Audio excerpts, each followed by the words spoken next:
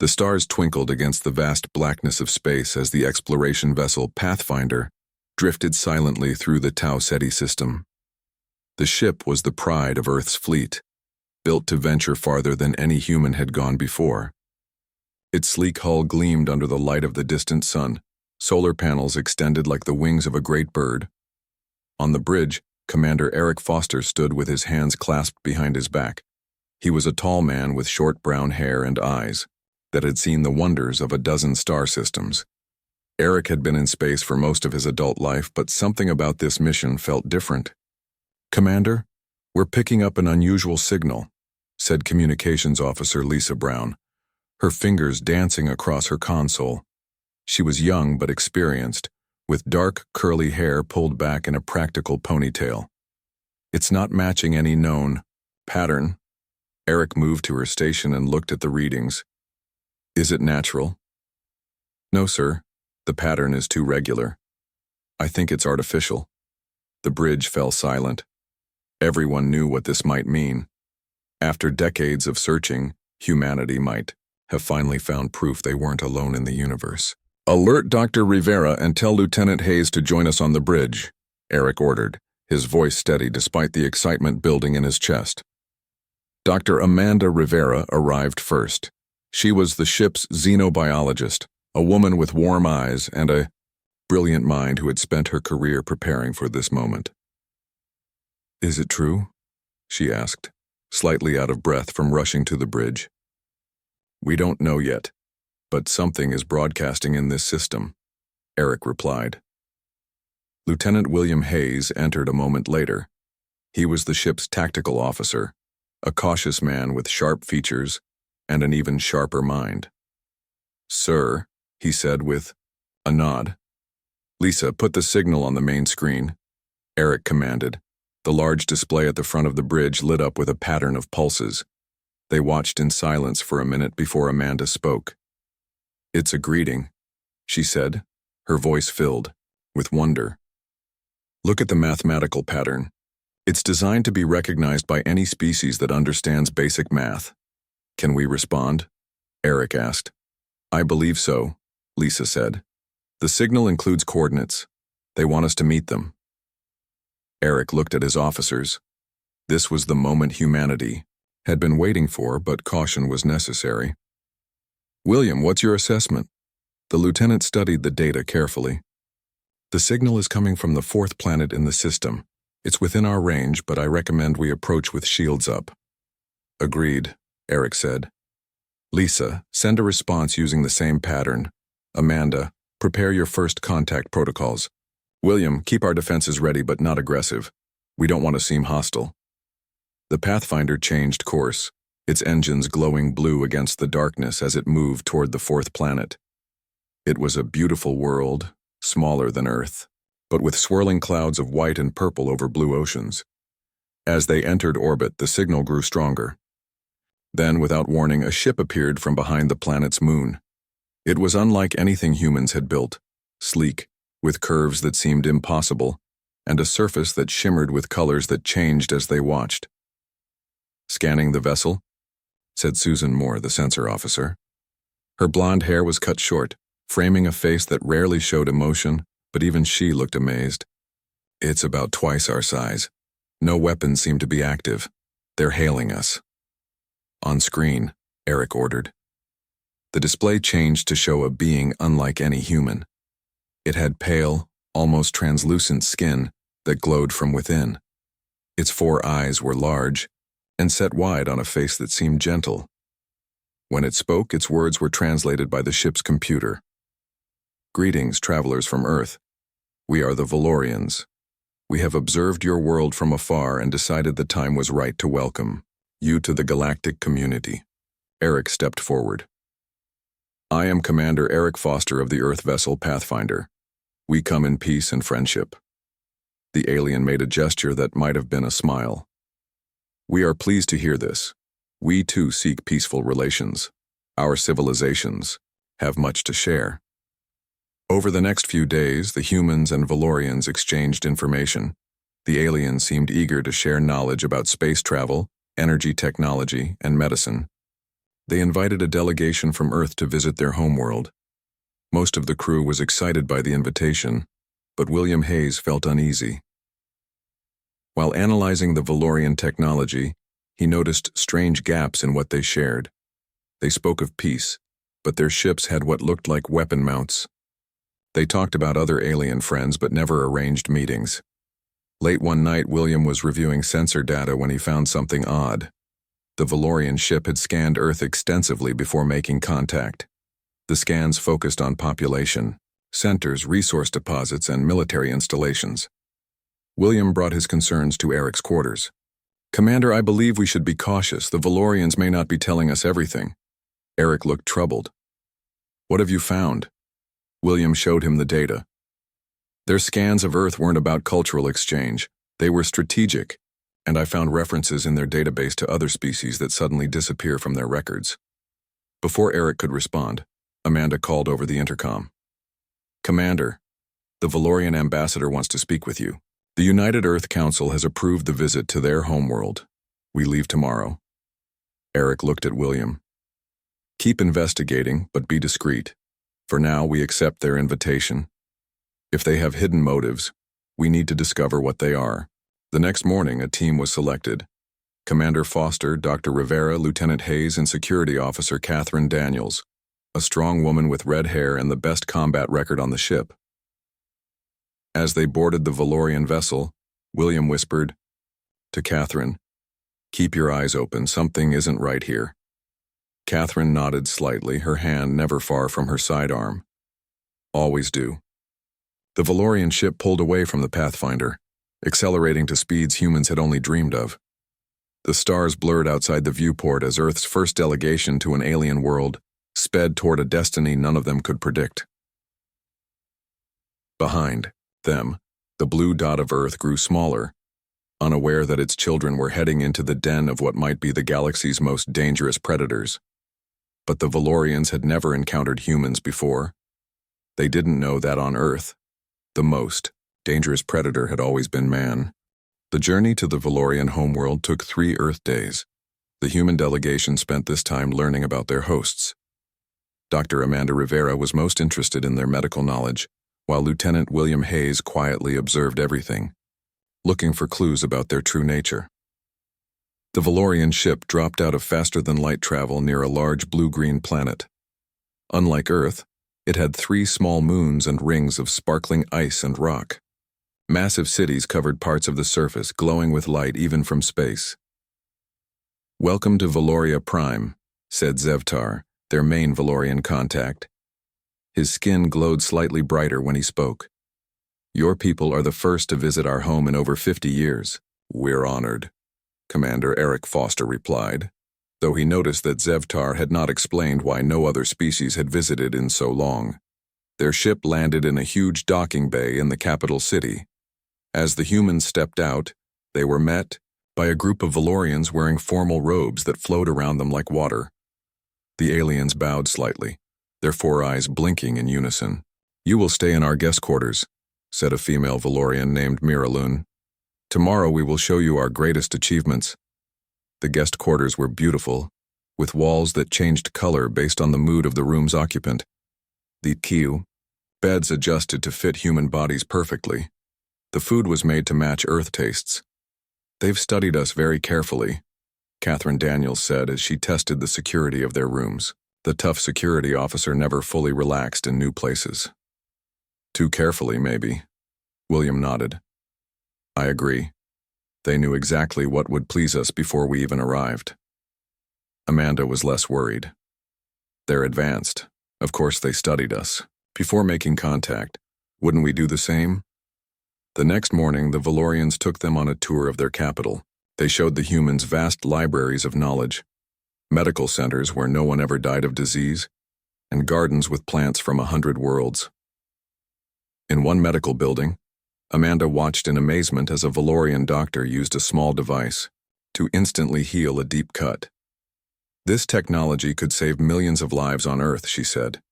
"We would be happy to share some of our medical knowledge," Zevtar replied. "As friends." That evening, the Valorians held a grand dinner for their guests. The room was filled with important aliens, all curious about the humans. They asked many questions about Earth, its resources, its military, and its population. William noticed that none of the servers at the dinner were Valorians. They were shorter aliens with gray skin and sad eyes. When he asked about them, Zevtar quickly changed the subject. During the meal, William excused himself, saying he needed to use the restroom. Instead, he slipped down a side hallway, following a group of the gray-skinned aliens. He had noticed that certain areas of the city were restricted, and he wanted to know why. The hallway led to a large elevator that went deep below the city. William barely managed to slip inside before the doors closed. The gray aliens didn't notice him in the shadows at the back of the elevator. When the doors opened, William found himself in a massive underground complex. What he saw made his blood run cold. Hundreds of different alien species were kept in large glass cells. Some were being cut open while still alive by Valorian scientists. Others were connected to machines that seemed to be draining their blood or other fluids. William moved quietly from room to room, using his small camera to record everything. In one large chamber, he found thousands of containers labeled with the names of different worlds. Some had been completely emptied with notes saying species extinct or planet harvested fully. A display on the wall showed a map of the galaxy with hundreds of worlds marked. Each had a status: harvested, in progress, or future resource. To his horror, William saw Earth listed under future resource, high protein value. Suddenly, an alarm sounded. "Intruder in Section 12, said a voice over speakers. William ran, looking for an exit, but 3 Valorian guards appeared ahead of him. "Stop, human," one ordered, raising a weapon. William reached for his sidearm, but before he could draw it, Catherine Daniels dropped from a ventilation shaft above, landing on 2 of the guards. She moved with incredible speed, striking the 3rd guard before he could fire. "How did you find me?" William asked as they both ran down the corridor. "I followed you," she said simply. Never trusted these glowing freaks. They fought their way to an access tunnel, surprising the Valorians with their strength and fighting skills. Catherine took a hit from an energy weapon but kept moving, showing a pain tolerance that shocked the aliens. When they finally reached their quarters, they found Eric and Amanda waiting anxiously. "Where have you been?" Eric demanded. "The Valorians are searching for you." William connected his camera to their secure Earth tablet. "Look at this," he said grimly. "They're not friends. They're farmers, and we're the livestock." The images showed the horrible truth. The Valorians traveled the galaxy finding new species, pretending to be friendly, then harvesting them for biological materials. Some species were kept as slaves. Others were completely wiped out. "They believe they're the apex predators of the galaxy," William explained.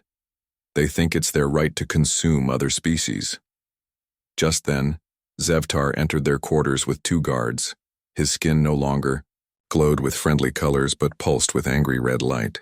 "I see you've discovered our little secret," he said. "It's a shame. We hope to study you longer before beginning the harvest." Eric stepped forward. "You planned to do this to Earth all along?" Zevtar made a sound like laughter. "Of course. You humans are physically stronger than most species we've encountered, but like all the others, you're far behind us technologically. You have no way to resist. Your world is already targeted for our harvest ships." Catherine moved slightly, positioning herself to protect the others. "You might find humans harder to harvest than you think," she said. "I doubt that," Zevtar replied. "No species has ever escaped the Valorian harvest. Your discovery changes. Nothing except the timeline. Now you will be taken to the processing center." But the Valorians had made a serious mistake. They had never encountered humans before. They didn't understand the one thing that had kept humanity alive through countless threats on Earth. When cornered, humans fight back harder than any species in the galaxy. And now, humanity would show the stars what real predators were capable of. Zevtar smiled as his guards moved toward the humans. "Your species will make excellent specimens. Such fighting spirit, though ultimately useless." What happened next shocked even the confident Valorian. Catherine Daniels moved with unexpected speed. She grabbed a decorative metal rod from a nearby table and knocked down both guards before they could raise their weapons. Commander Eric Foster tackled Zevtar to the ground.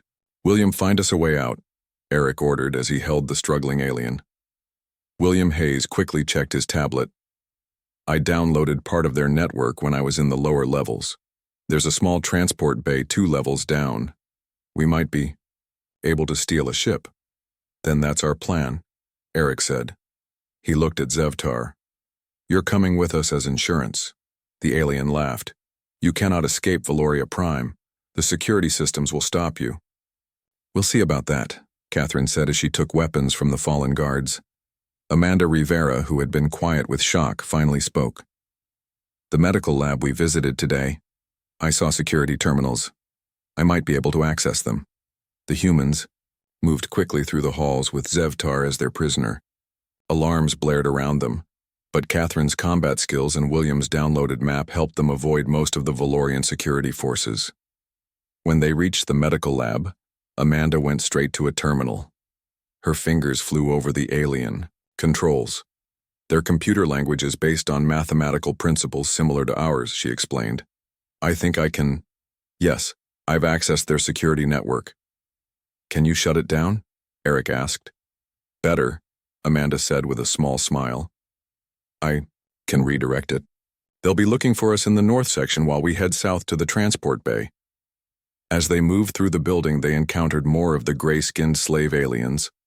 Some looked at the humans with fear, others with hope. What about them? Amanda asked, looking at the slaves. Eric shook his head sadly. We can't save them all now. Our priority is to get back to Earth and warn our people. In the transport bay, they found several small Valorian ships. Catherine examined the controls of one. These aren't too different from our simulators, she said. The principles are similar. I think I can fly it. William was downloading more information from a terminal. I'm taking everything I can about their military capabilities, fleet positions, and weaknesses, he said. Suddenly, a squad of Valorian security forces entered the bay. The humans took cover behind the ships as energy weapons fired around them. We need a distraction, Eric said. Catherine looked at the fuel cells powering the other ships. I have an idea. Cover me. While the others provided covering fire, Catherine ran to another ship and set its fuel cells to overload. Then she sprinted back to their chosen vessel. We have about 30 seconds before that ship explodes, she said. Everyone on board now. They dragged Zevtar onto their stolen ship. Catherine took the pilot seat while William worked out the launch sequence. The bay doors were closed, but the coming explosion would solve that problem. Brace for impact, Catherine shouted. The other ship exploded with tremendous force, blowing a hole in the bay doors. Catherine fired up the engines and flew their ship through the flames and debris, out into the open sky of Valoria Prime. They'll send fighters after us, Zevtar warned. You cannot outrun them. We don't need to outrun them, William said, as he studied the ship's systems. This vessel has a faster-than-light drive. We just need to reach orbit. Valorian defense platforms fired at them as they climbed through the atmosphere. Catherine's piloting skills kept them alive, dodging and weaving through the barrage. The drive is charging, William announced. 30 seconds to jump. Just as they cleared the planet's orbit, 3 Valorian warships appeared, moving to block their escape. 15 seconds, William said, tension in his voice. The warships fired, rocking their small vessel. Warning lights flashed across the control panel. Hold together, Catherine muttered as she pushed the damaged ship to its limits. 5 seconds, William counted down. 4, 3, 2, 1. Jump! The stars stretched into lines as the stolen ship leaped into faster-than-light travel. They had escaped. For now. With the immediate danger past, Amanda treated Catherine's energy weapon wound. Eric and William secured Zevtar in a storage compartment and then gathered in the small control room to assess their situation. We need to get home as fast as possible, Eric said. Earth needs to prepare. William nodded, his face grim. According to the data I downloaded, the Valorians already have harvest ships headed toward our solar system. They'll arrive in about 3 months. How can we possibly fight them? Amanda asked. Their technology is centuries ahead of ours. Catherine joined them, her arm bandaged. We fight them by not fighting like they expect. These Valorians, they've only encountered species that tried to match their technology. What if we don't play by their rules? Eric looked thoughtful. What are you suggesting? During our escape, I noticed something, Catherine said. The Valorians themselves are physically weak. They rely entirely on their technology. When I fought them hand to hand, they couldn't match my strength or speed. William pulled up some of the data he had stolen. She's right. Their biology shows significant muscle atrophy. Generations of relying on machines has made them physically vulnerable, and their ships, Catherine continued, they're designed for remote warfare. They don't expect enemies to actually board them. A plan began to form in Eric's mind. So instead of trying to match their ships in space, we let them come to us, William finished. Then we board their vessels and take them out from the inside. It's crazy, Amanda said, but it might be our only chance. As their stolen ship raced through space toward Earth, the four humans began to prepare. Amanda studied Valorian biology, looking for weaknesses. William analyzed their technology and military tactics. Catherine practiced using the alien weapons, finding ways to adapt them for human use. And Eric prepared the message he would deliver to Earth's leaders. A message of warning, but also of hope. Humans had always been predators on their home planet. Now they would show the galaxy what that really meant. In his temporary cell, Zevtar listened to the humans' planning and felt something new, doubt. His people had conquered countless species across the stars, but none of them had ever fought back quite like these humans. For the first time, the predator was about to become the prey. The stolen Valorian ship reached Earth's solar system after 2 weeks of faster-than-light travel. As they approached Mars' orbit, Earth defense forces surrounded them with ships and weapons ready. This is Commander Eric Foster of the Pathfinder. Mission. Eric broadcast on emergency channels. We have critical information about an alien threat. Request immediate clearance to Earth and an emergency meeting with the United Earth Council. After proving their identity, they were escorted to Earth. The stolen alien ship caused a sensation as it landed at the main spaceport. Military forces secured the area as Eric and his team stepped out with their Valorian prisoner. The United Earth Council gathered within hours. Leaders from all nations met in the Grand Chamber in Geneva as Eric explained what they had discovered. The Valorians are coming to harvest Earth, Eric told them, his voice grave. They see us as nothing more than resources to be consumed. William displayed the data he had stolen. Their first wave will arrive in about 10 weeks. Their ships are far more advanced than ours. Conventional defense will fail. Panic spread through the council.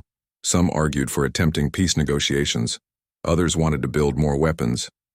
A few suggested hiding as many humans as possible in underground bunkers. None of those will work, Catherine said, stepping forward. But we have something the Valorians don't expect. What's that? Asked the council president. Catherine smiled grimly. Us. Human beings. The Valorians have evolved to rely completely on machines. They've become physically weak. During our escape, I fought several of them hand to hand. They couldn't match human strength or reflexes. And their ships have a critical weakness, William added. They're not designed to repel boarders.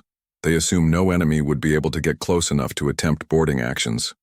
Amanda joined in. Their biology is vulnerable too. They've lost their natural resilience. A human can withstand physical trauma that would kill a Valorian instantly. The council listened as Eric outlined their plan. Instead of trying to match Valorian technology, Earth would use what they had in abundance: human strength, creativity, and the will to survive. Over the next month, Earth transformed. Factories that once built cars now produced spacesuits designed for combat. The best pilots trained in simulators based on the stolen Valorian ship. Scientists studied the alien technology, looking for ways to adapt it for human use. Dr. Amanda Rivera led a team that developed biological enhancements using Valorian medical technology. These treatments increased human strength, speed, and endurance. The first volunteers were soldiers and pilots who would lead the defense of Earth. Lieutenant William Hayes worked with engineers to design special boarding craft. These small, stealthy vessels would hide among debris until Valorian ships passed close by, then attach to their hulls and cut their way inside. Catherine Daniels, now promoted to colonel, trained special forces in zero-gravity combat and Valorian physiology weak points. Her experience fighting the aliens directly proved invaluable. "Hit them here," she would demonstrate, pointing to the neck area of a Valorian dummy. "Their breathing system is vulnerable, and their eyes can't adjust to sudden bright light." Eric coordinated it all, working with military leaders to develop new tactics. Conventional space warfare wouldn't work against the Valorians. They needed to be clever, unpredictable, and ruthless.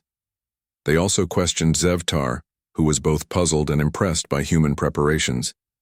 "You cannot win," he told them. "No species has ever defeated a Valorian harvest fleet."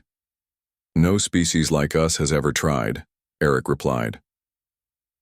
As the weeks passed, Valorian scout ships were detected at the edge of the solar system. Earth forces remained hidden, letting the scouts report that the planet was defended only by primitive satellites and a small fleet of conventional space vessels. "Let them think we're easy prey," Eric told the council. "Overconfidence will be their downfall."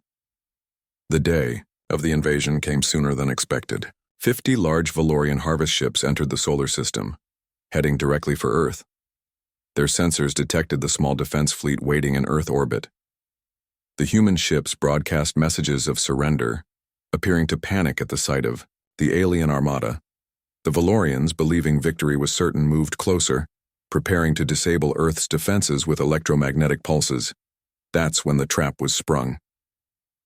The surrendering ships suddenly exploded, creating massive debris, fields that damaged the sensitive Valorian sensors. From hidden bases on the Moon and Mars, hundreds of small boarding craft launched, looking like nothing more than more debris to the confused Valorian fleet. As the Valorian ships tried to reorganize, the boarding craft attached to their hulls. Enhanced human soldiers in specially designed combat suits cut through the alien hulls and stormed inside. The Valorians, never having needed to defend the interior of their vessels, were completely unprepared. Their security forces were overwhelmed by physically superior humans who moved through the ships with savage efficiency. On the lead Valorian vessel, Colonel Catherine Daniels led her team through the corridors, fighting their way to the bridge. The Valorian crew, physically weak and unused to direct combat, could not stop the humans. "They've never had to fight for their lives before," Catherine told her team as they secured another section. "We've been doing it since we crawled out of the caves." On Earth, Eric watched the battle from the military command center. Reports came in as ship after ship was captured by boarding teams. The Valorians tried to retreat, but human pilots in adapted fighters prevented their escape. For the first time in their history, the Valorians were not the predators, they were the prey. William coordinated the technical teams that worked to hack into the Valorian network. "We've accessed their command ship systems," he reported. "We can broadcast on their emergency channels." Eric nodded and stepped up to the communication system. His message was sent to every Valorian ship in the system. "Attention Valorian fleet.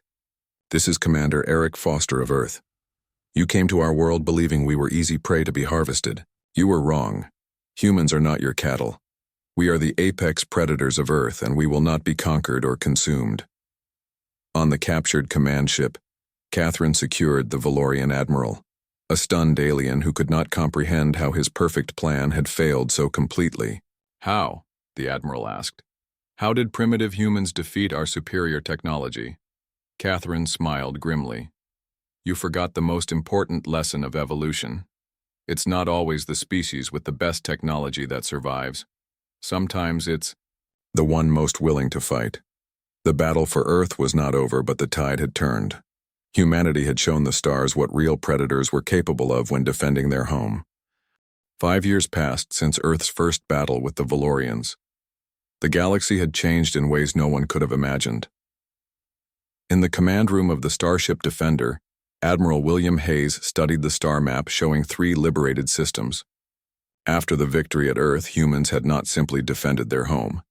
They had taken the fight to the Valorians, freeing enslaved species and dismantling the harvest operations. "Admiral, we're receiving a transmission from the Stellar Cooperative." "Headquarters," said Communications Officer Frank Peters.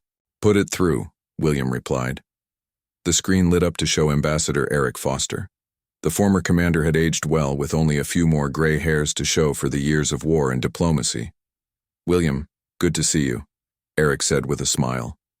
"The peace talks with the Valorian reform movement are progressing. Zevtar has convinced more of his people to reject the old ways." William nodded. "That's good news. How is Amanda's work going?" "Dr. Rivera's efforts have been remarkable," Eric replied. "She's established medical exchanges with 6 species.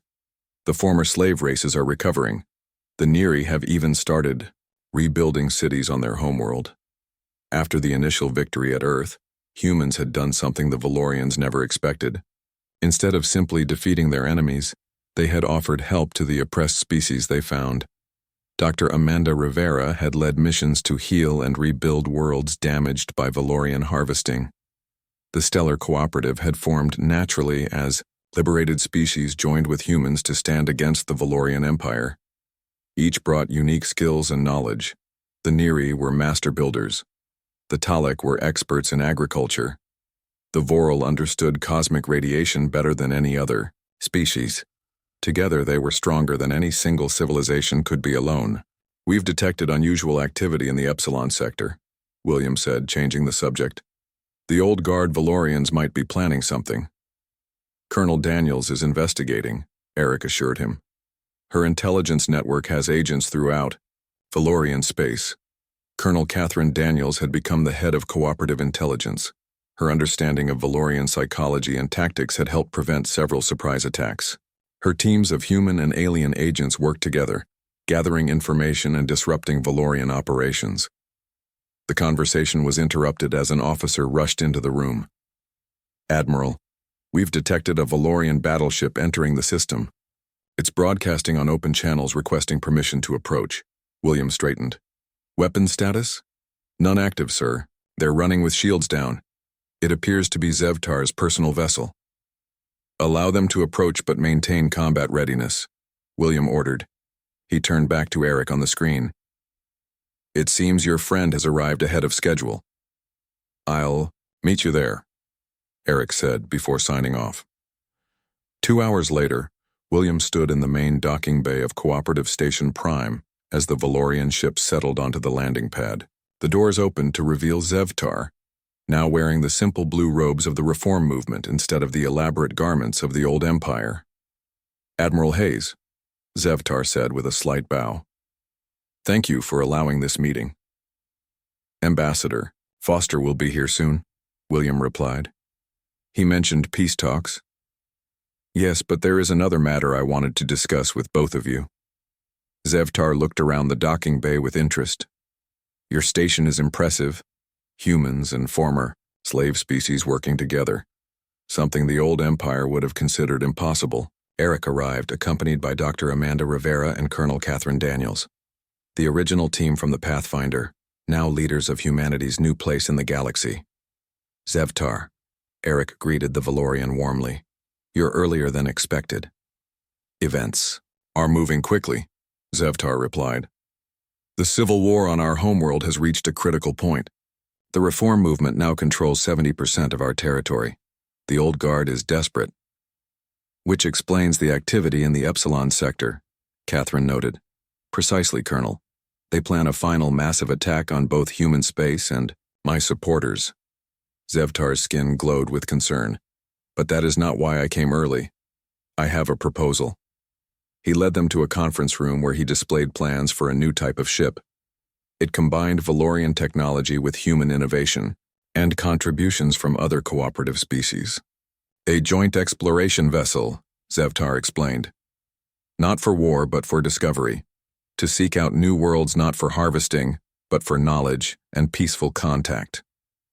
The humans studied the plans with interest. After years of fighting, the idea of returning to exploration appealed to them all. "The old Valorian way is dying," Zevtar continued. "We were once explorers ourselves, before we became consumed by the belief that we were entitled to harvest other species. Your people showed us another path." "By beating you in battle?" Catherine asked with a raised eyebrow. "By being better than us after victory," Zevtar corrected. "You could have destroyed us. Instead, you offered a new way forward, You protected the weak. You rebuilt what was broken. Amanda nodded. That's what humans do at our best. We're predators, yes, but we've learned to channel those instincts into protection, rather than just consumption. 3 months later, the new ship prepared for launch from Earth's orbital shipyard. Named Guardian, it represented the best of all member species of the Stellar Cooperative. Its mission was to explore regions of the galaxy untouched by the Valorian Empire's harvesting fleets. On the observation deck, Colonel Catherine Daniels stood beside Zevtar, watching Earth grow smaller below them. "Did you ever imagine this outcome? When you first planned to harvest our world?" she asked. Zevtar's skin glowed with soft blue light. "Never. We thought ourselves the greatest predators in the galaxy. We never considered that a true apex predator protects its territory and its allies. It doesn't just consume endlessly." Catherine smiled. "Humans had to learn that lesson on Earth too. The hardest predators to defeat are the ones that fight for something beyond themselves." As the Guardian accelerated away from Earth, its name painted in both human and Valorian script on its hull, the crew prepared for their mission. Humans worked alongside former enemies and former victims, all united in a common purpose. From a world of predators had come not just warriors but protectors. Humanity had brought their predator nature to the stars, but they had brought their humanity too, and that had made all the difference.